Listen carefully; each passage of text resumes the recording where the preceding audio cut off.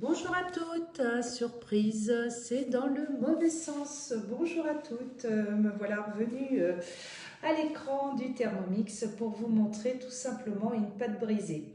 Alors pourquoi j'avais envie de vous montrer cette astuce? Parce qu'hier j'ai regardé des recettes pour réaliser une tarte aux légumes. Et puis j'ai fait aussi chez une cliente une pâte brisée.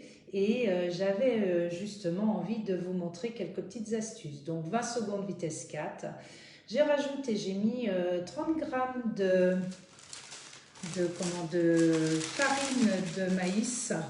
Et puis j'ai mis aussi un mélange de curry et de petites graines d'anis. Et ça, franchement, ça va être excellent pour ma tarte aux légumes.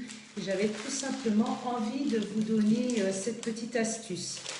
J'ai mis mon tapis et puis en fait j'ai posé ma pâte directement sur des feuilles de cuisson. Pourquoi j'ai fait sur des feuilles de cuisson?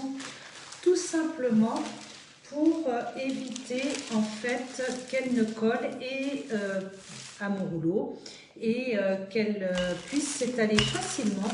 Alors ça, c'est une technique ultra pratique à retenir quand vous ne voulez pas rajouter de farine dans votre pâte. C'est vraiment très pratique comme ça.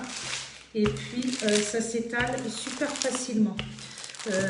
Gardez cette technique aussi dès que vous utilisez en fait une autre farine que la farine de blé, parce que quand on n'a pas de gluten, ça colle énormément. Là, l'avantage, c'est que vous allez réaliser votre pâte sans rien ajouter au niveau gluten. Et là, c'est vraiment super pratique. Alors, je décolle, je vais vous montrer ce que ça donne. On va rétaler un petit peu.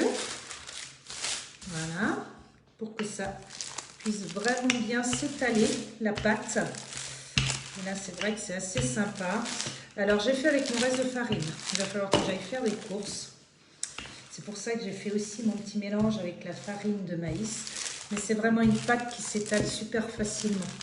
Alors, la pâte brisée, elle est très économique parce que vous n'avez pas grand-chose à mettre en quantité pour votre tarte 8 personnes. Voilà, je vais vous montrer ce que ça donne. C'est très sympa. On décolle.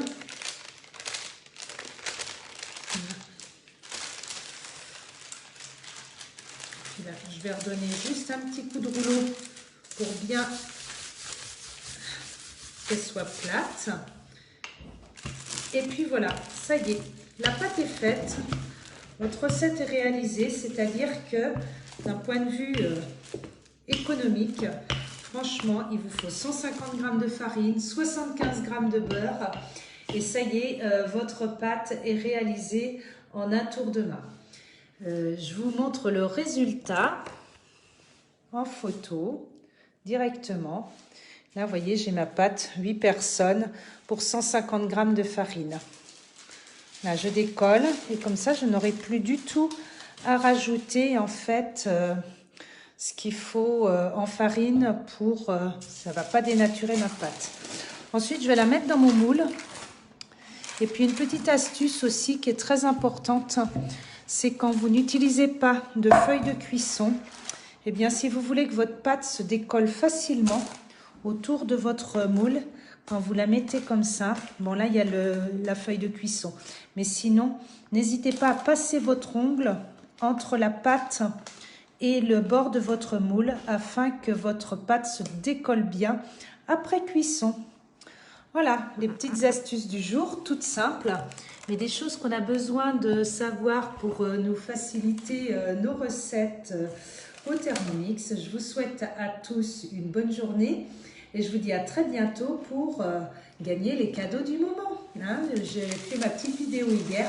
N'hésitez pas à m'appeler pour me dire quel cadeau vous ferait plaisir d'avoir dans votre cuisine. À très bientôt. Au revoir.